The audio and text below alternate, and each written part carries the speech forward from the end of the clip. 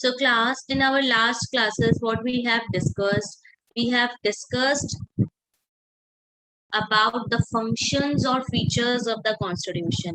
We have seen, we have talked about, uh, we have understood uh, why most societies have a constitution. We talked about those functions through which a society need a constitution. So today we will start with our next topic of your chapter, that is the authority of a constitution. What is the authority of a constitution, or what is the power of a constitution?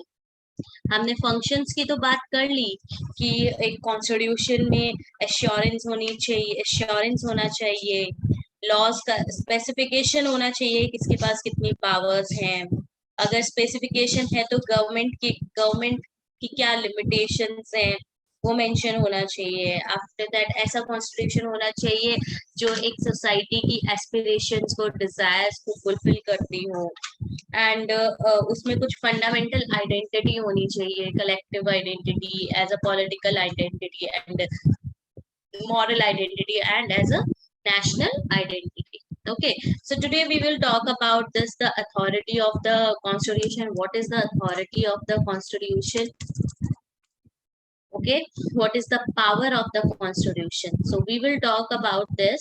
So first of all, what is a constitution? Okay, three question arises under this, the authority of a questions. We have answered like some of the questions which we which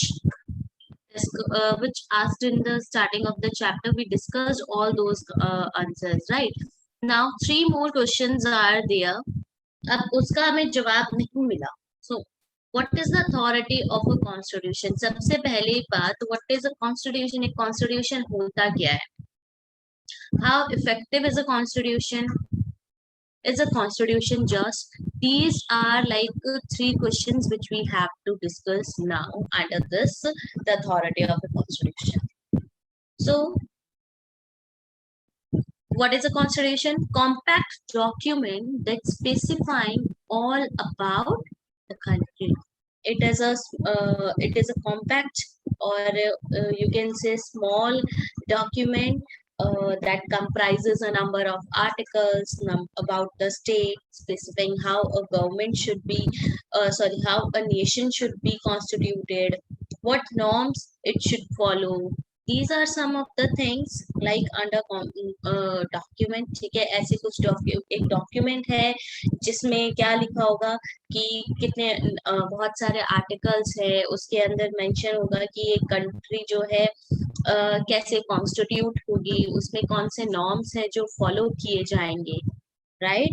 So when we ask for a constitution of a country, we are usually referring to this document.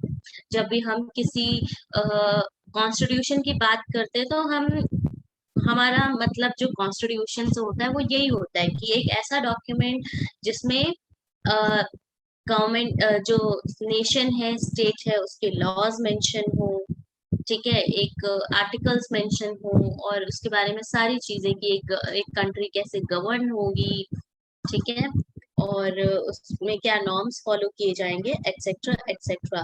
But as you know, it is not necessary that all the countries have this document as in the written form. There are some countries जहाँ पे constitution है, but वो India के constitution, एक example देती हूँ, जैसे India का डॉक्यूमेंट है वो रिटर्न है, ठीक है, उसको तसल्ली से बैठ के बनाया गया है, राइट? बट कोई जरूरी नहीं है सब कंट्रीज की जो कॉन्स्टिट्यूशन है वो रिटर्न ही हो. कुछ डॉक्यूमेंट्स अनरिटन भी होते हैं, ठीक है, अलग अलग डॉक्यूमेंट्स में मेंशन किए गए होते हैं. फॉर एग्जाम्पल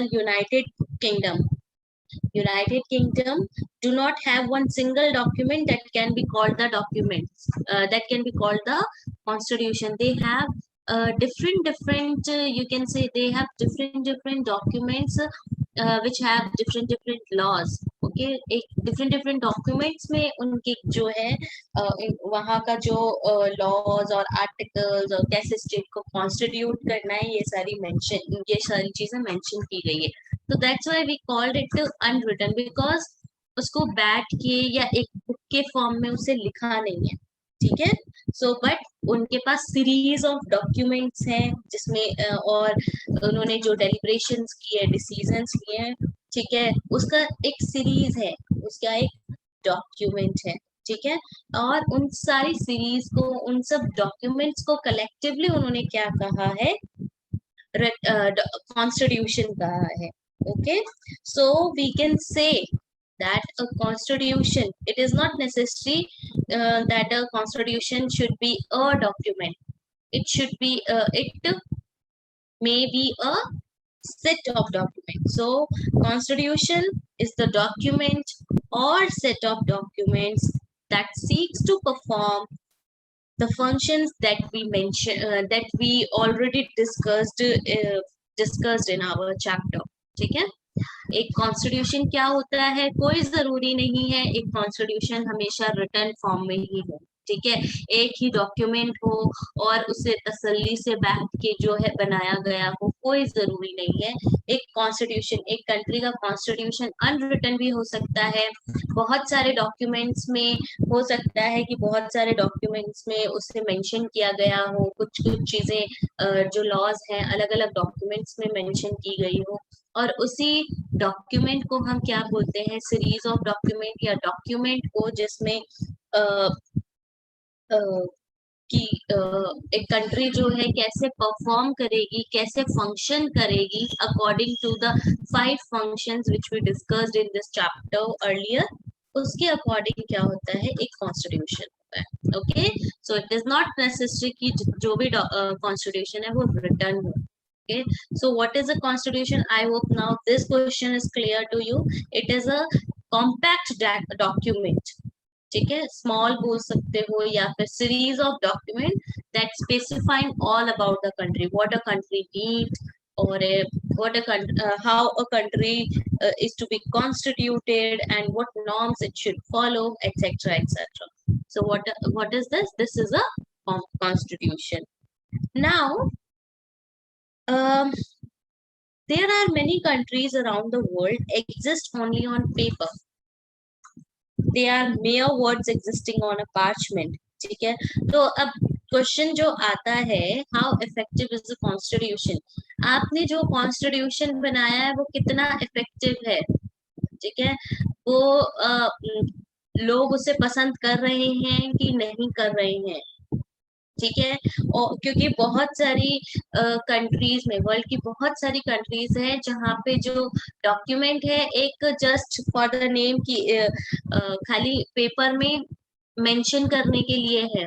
उसमें क्या रूल्स हैं, क्या रेगुलेशंस हैं, वो लोग फॉलो नहीं कर रहे हैं. ठीक है. You can say they are mere words existing on a parchment.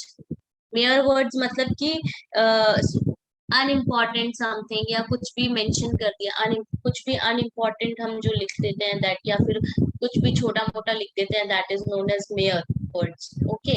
एक पेपर में लिखे हुए बस वर्ड्स होते हैं. बहुत सारी कंट्रीज में ऐसा है. वी विल आपने अपनी अर्लियर क्लासेस में नेपाल का कॉन्स्टिट्यूशन भी पढ़ा था कि वहां पे नेपाल का कॉन्स्टिट्यूशन कितने बार चेंज हुआ और फाइनली 2015 में उनका जो है फाइनल डॉक्यूमेंट कॉन्स्टिट्यूशन का रेडी हुआ, जो लोगों ने भी क्या किया, एक्सेप्ट किया. So we will talk about that constitution, a story of Nepal. We will talk about it later on in this chapter. So how effective is a constitution, or is a constitution just? These two questions depends upon many factors. The answers of these two questions depends upon many factors कि एक country का constitution कितना effective है, और is a constitution just, या क्या constitution sufficient होता है. ठीक है. तो इसके आंसर्स हैं, we will talk about these mode of promulgation, substantive provisions, balanced institutional designs. These are the 3 main factors. these are the three main factors through which we will get the answer of how effective is a constitution and is a constitution just. Okay, so now our what is mode of promulgation? Now promulgation, first of all promulgation होता है क्या? प्रोमलगेशन का मतलब ये समझ लो कि आप declare कर रहे हो किसी लॉ को कि ये, या फिर आप किसी एक डॉक्यूमेंट को डिक्लेयर कर रहे हो, to declare something after after certain votings. For example अब मुझे क्लास का मॉनिटर बनाना है, ठीक है, मैं आप लोगों से हैंड रेज करवा रही हूँ कि ओके आप बता दो कि जो पहला बच्चा है फाल्गुनी, ठीक है, फाल्गुनी को क्लास मॉनिटर कौन कौन बनाना चाहता है, जस्ट रेज योर हैंड। ठीक है, सेकंड क्वेश्चन है कि जसोदा को कौन कौन बनाना चाहता है, जस्ट क्लास मॉनिटर कौन कौन बनाना चाहता है, जस्ट रेज योर हैंड। तो आफ्टर दिस प्रोसीजर, जिसके पास ज्यादा वोटिंग्स आती है, जिसके पास ज्यादा यस के आते हैं कि नो जी इस पर्सन के पास ये पर्सन बनना चाहिए, उसके थ्रू हम क्या करते हैं, हमारा डिसीजन ले लेते हैं। सो ये जो डिक्लेरेशन का मोड है, प्रोमलगेशन का मतलब लिख लीजिए, it means to declare something. ठीक है, declare something, how a constitution is formed, कि डिक्लेयर, क्या डिक्लेयर करना, कि हम कोई भी एक लॉ लेकर आ रहे हैं।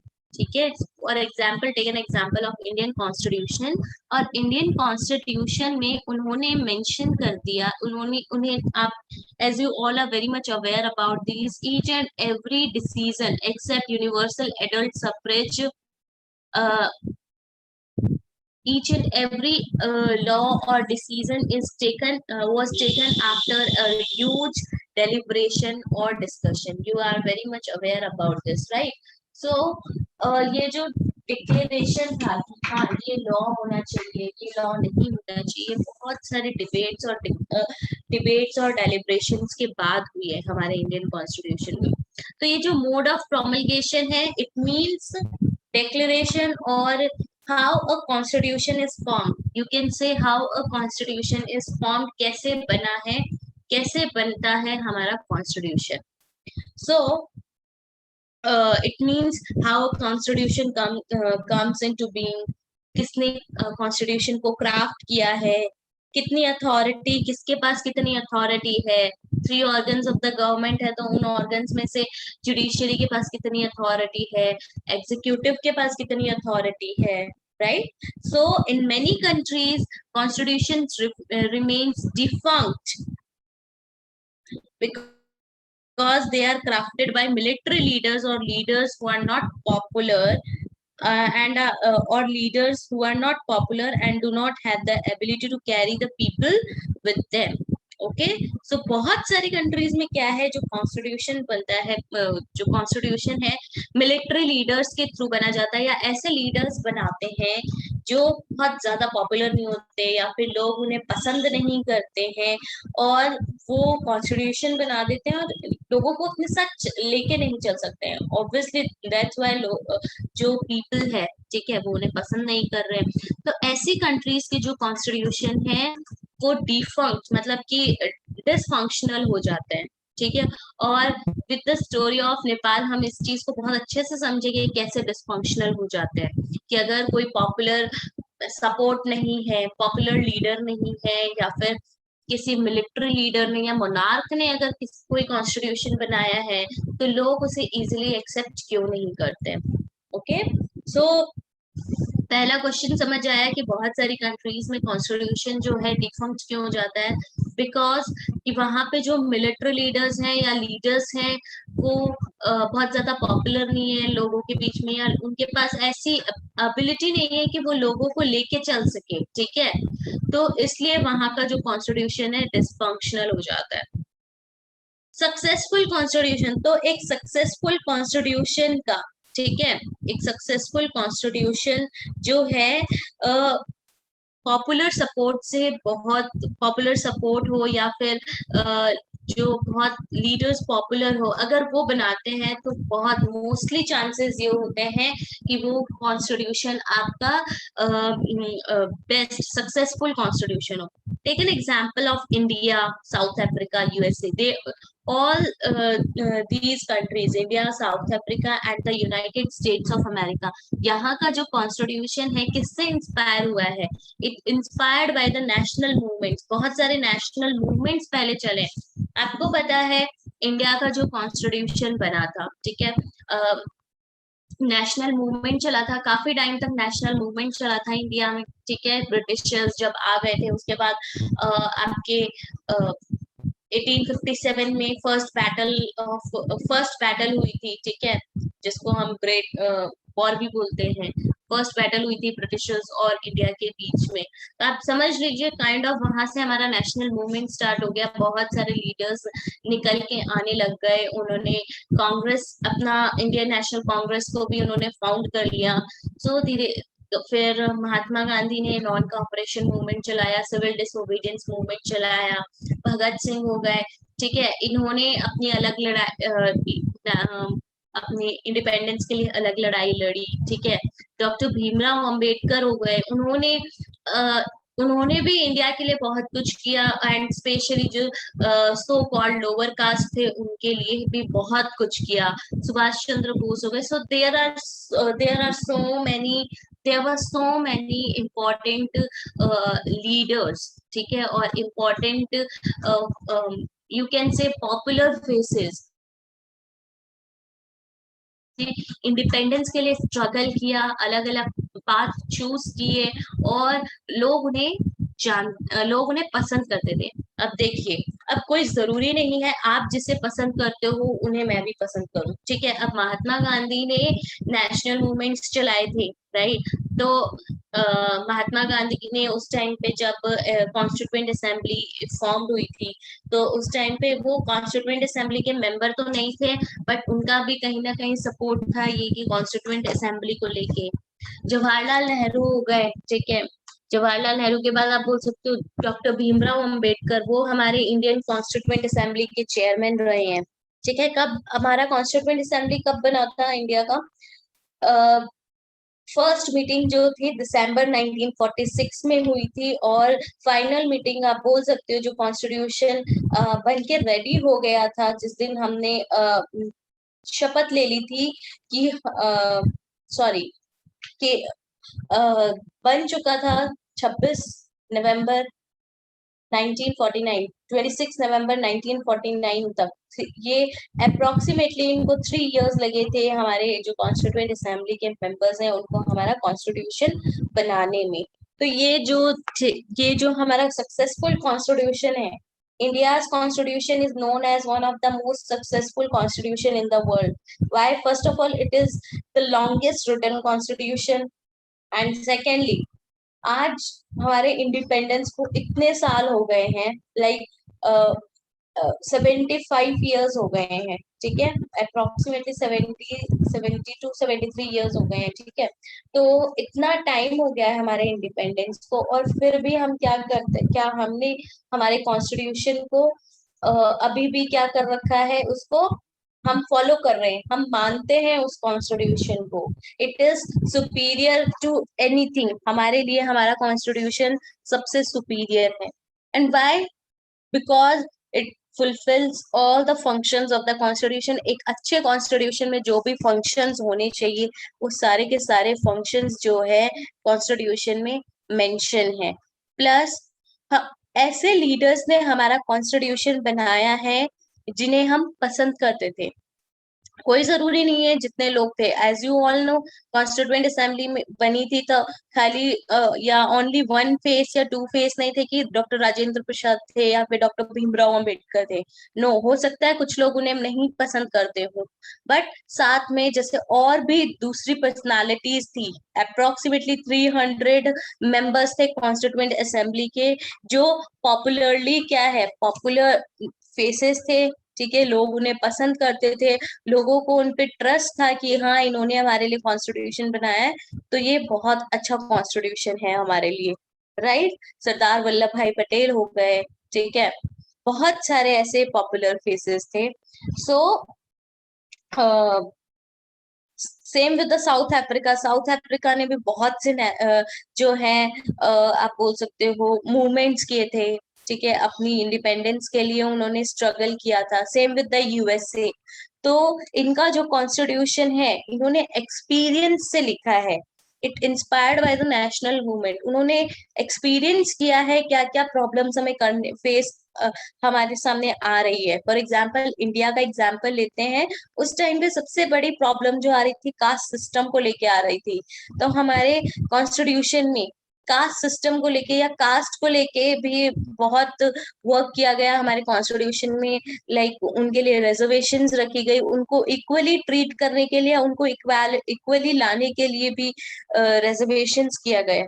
तो हमारा जो कॉन्स्टिट्यूशन है एक सक्सेसफुल कॉन्स्टिट्यूशन इसीलिए है क्योंकि फर्स्ट ऑफ ऑल इसको पॉपुलर लीडर्स ने बनाया। Secondly it fulfils all the functions of the constitution. A best constitution, a good constitution, अच्छे कॉन्स्टिट्यूशन में जितने भी फंक्शंस होने चाहिए वो सारे के सारे फंक्शंस एक ये जो हमारा कॉन्स्टिट्यूशन है वो फॉलो कर रहा है, उसमें सारे के सारे फंक्शंस हैं। Okay, so uh, mm, our constitution draws its legitimacy. Now, what is this legitimacy? Legitimacy means lawfulness or authenticity of something. अब एक कॉन्स्टिट्यूशन जो है, हमारा जो कॉन्स्टिट्यूशन है वो उसकी ऑथेंटिसिटी है, ठीक है, या फिर आप बोल सकते हो उसका लॉफुलनेस है। इट्स लेजिटमेसी मीन्स लॉफुलनेस, ठीक है, something which is acceptable, something which is according to the law, lawfulness या फिर ऑथेंटिक है जो कुछ, ठीक है। So it is drafted by the people who enjoyed immense public credibility, ठीक है। अब क्रेडिबिलिटी में capacity to negotiate with diverse group.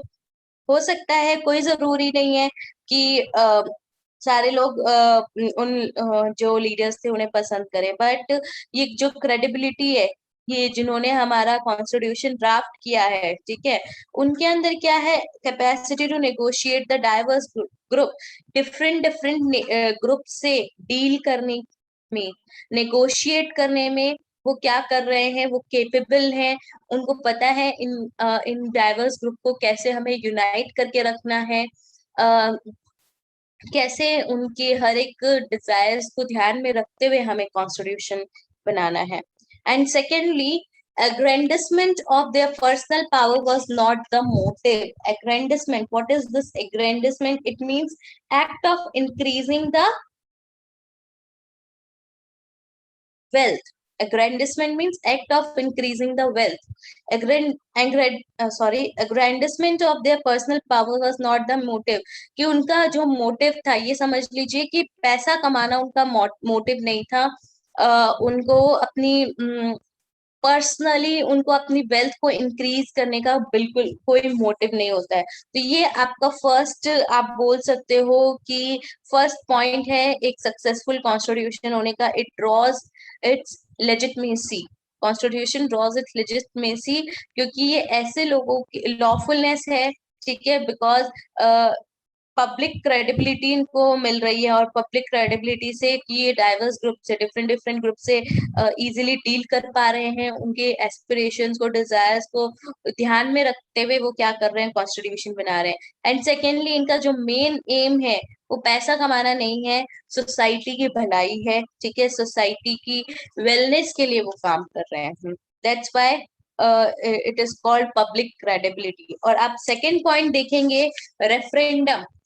we talked about referendum in our earlier classes. I think आपने 9th क्लास में referendum पढ़ा भी है कि एक रेफरेंडम एक डॉक्यूमेंट की जैसे निकाल देते हैं और उसमें मेंशन कर देते हैं सारी चीजें। So referendum, what is the meaning of referendum? Way to gain legitimacy की एक तरीका है लेजिटमेसी का। कि जैसे मैंने आपको एक एग्जांपल दिया मॉनिटर बनाने का, कि मुझे मॉनिटर बनाना है। मैंने पूछा, यस, पर्सन ए को कौन कौन चाहता है मॉनिटर बनाना, पर्सन बी को कौन कौन चाहता है मॉनिटर बनाना। यू रेज योर हैंड्स और यू से यस और no, and according to that we made our हमने कोई डिसीजन ले लिया, ठीक है। तो दैट इज रेफरेंडम। आप क्या कर रहे हो, हर एक लॉ बना रहे हो और हर एक लॉ में क्या कर रहे हो, यस और नो पूछ रहे हो। हमारे कॉन्स्टिट्यूशन में ये नहीं हुआ था। हमारा जब इंडियन कॉन्स्टिट्यूशन बना था, हमारे कॉन्स्टिट्यूशन में जो मेन चीज थी वो क्या थी, ऐसा नहीं था कि हर एक लॉ के लिए हमने लोगों का हमने इलेक्शन करवाए, ठीक है, लोगों से पूछा। हम ये लॉ लेकर आ रहे हैं शेड्यूल का, शेड्यूल्ड राइट्स के लिए रिजर्वेशन लेके आ रहे हैं। अब जितने लोग अग्री हैं, जितने लोग डिसअग्री हैं, वोटिंग कर दीजिए, ठीक है। तो अब हमारा जो इंडियन कॉन्स्टिट्यूशन है वो ऐसा नहीं बना था, बट ये भी एक तरीका है एक सक्सेसफुल कॉन्स्टिट्यूशन बनाने का, ठीक है। हमारे इंडियन कॉन्स्टिट्यूशन में जो चीज थी वो मेन चीज क्या थी, popularity of leaders and and their public credibility की। नेशनल मूवमेंट के टाइम पे लीडर्स की जो पॉपुलैरिटी थी वो काफी अच्छी थी। उन्होंने लोगों के डिजायर्स को देख के, लोगों की नीड्स को देखते हुए क्या किया था, कॉन्स्टिट्यूशन बनाया था। So the Indian constitution was never subject to such a referendum, but nevertheless carried enormous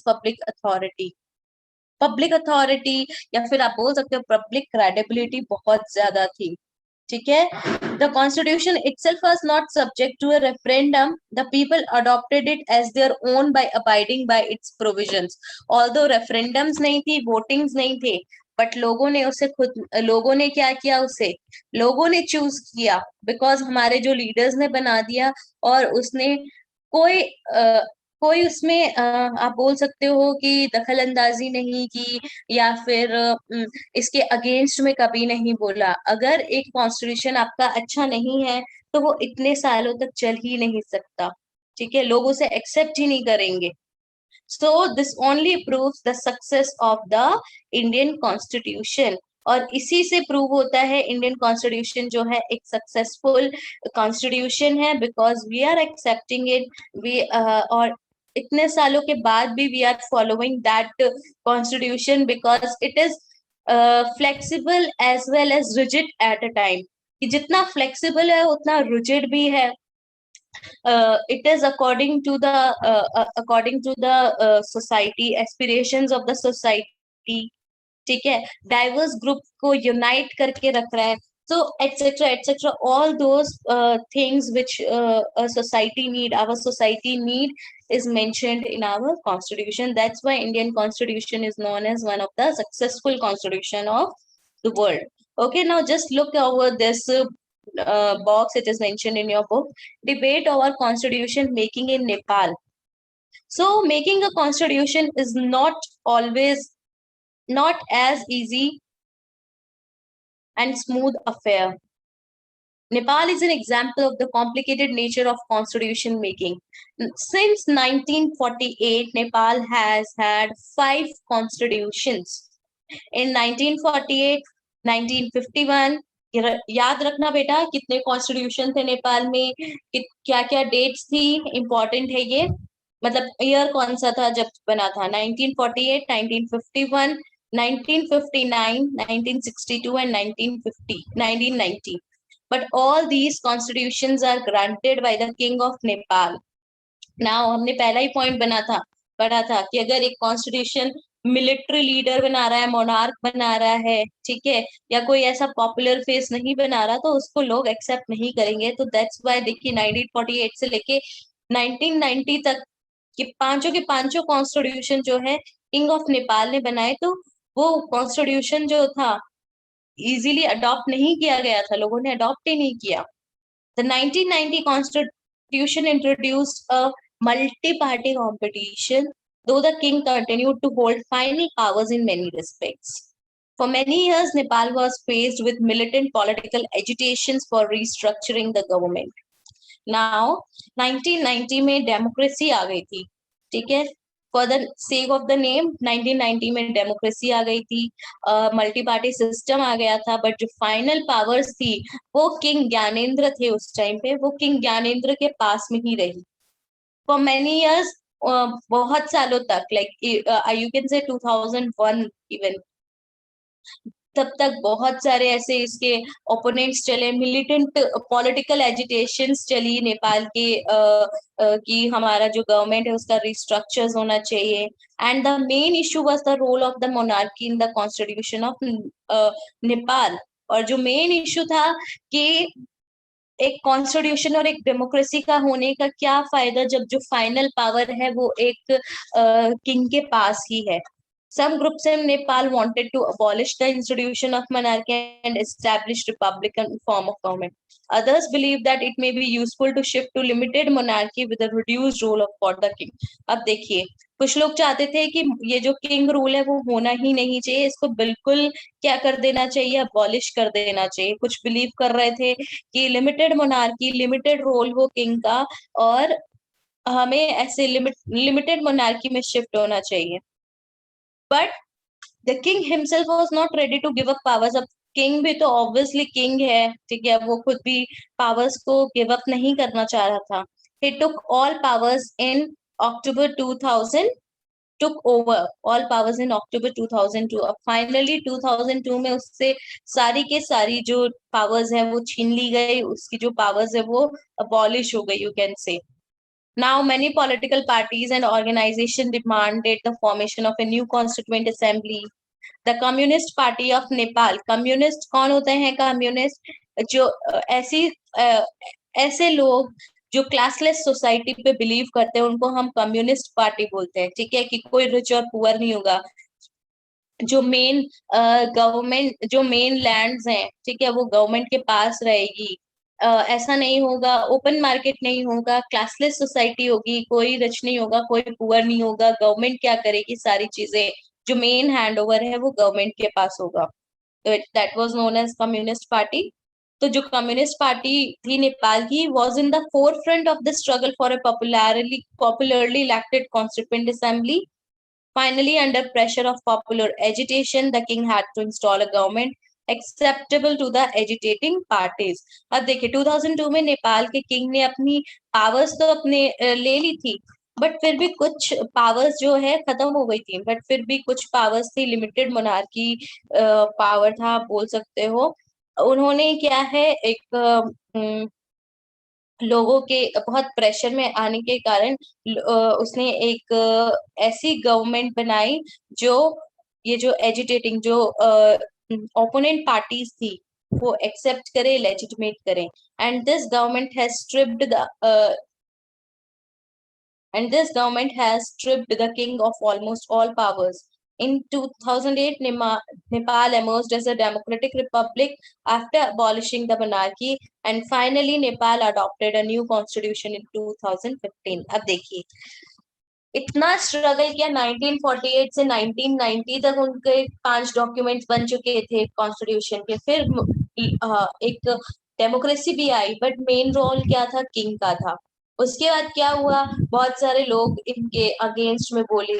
2008 में फाइनली जो है एक गवर्नमेंट डेमोक्रेटिक रिपब्लिक बन चुका था, और कॉन्स्टिट्यूशन बनते बनते उनको फिर भी 7-8 इयर्स लग गए थे। तो फाइनली एक न्यू कॉन्स्टिट्यूशन अडॉप्ट किया गया नेपाल में। कब किया गया? 2015 में। तो देखा कैसे अगर एक कोई पॉपुलर लीडर नहीं है, या फिर अगर लोग किसी कॉन्स्टिट्यूशन को एक्सेप्ट नहीं करते हैं, तो वो कॉन्स्टिट्यूशन ज्यादा टाइम तक नहीं रहता है, ठीक है। सो दिस एक सक्सेसफुल कॉन्स्टिट्यूशन नहीं कहलाता है। So this is all about today. So in our